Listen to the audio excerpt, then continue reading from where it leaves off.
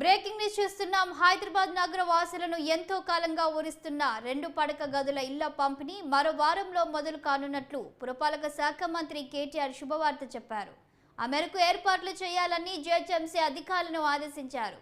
ఇళ్ల పంపిణీకి తీసుకోవాల్సిన చర్యలపై ప్రగతి భవన్లో కేటీఆర్ ఉన్నత స్థాయి సమీక్ష జరిపారు. మంత్రులు తలసాని శ్రీనివాస్ యాదవ్, సబితా ఇంద్రారెడ్డి, మహమూద్ అలీ, మల్లారెడ్డి, ఉప సభాపతి పద్మారావు గౌడ్, జీహెచ్ఎంసీ ఉన్నత అధికారులు పాల్గొన్న ఈ సమావేశంలో కేటీఆర్ పలు సూచనలు చేశారు. మురికివాడల ఆధునీకరణలో భాగంగా అక్కడున్న గుడిసెలను తొలగించి 2 పడక గదుల ఇళ్లు నిర్మించామని, అలాంటి గృహ సముదాయాల్లోని 4500 ఇళ్లను ఇప్పటికే లబ్ధిదారులకు అందజేశామన్నారు.